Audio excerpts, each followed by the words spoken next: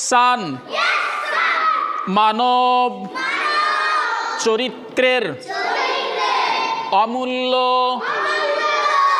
সম্পদ।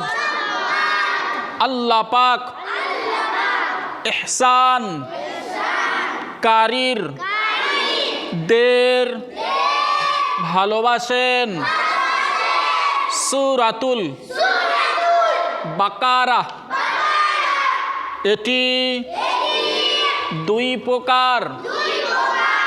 এক নাম্বার ইবাদতে ইহসান, দুই নাম্বার দৈনন্দিন কাজকর্ম,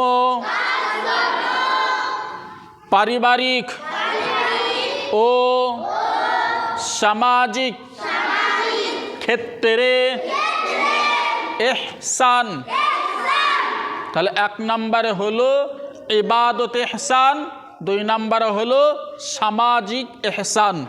আল্লাহ পাক আল্লাহ তাআলা ইহসানকারীকে খুব ভালোবাসেন, খুব মহাব্বত করেন, অত্যন্ত তার প্রতি রহমত দেন এবং ভালোবাসেন সৃষ্টিকর্তা। এ কথা পবিত্র কোরআনে আছে সূরাতুল বাকারা।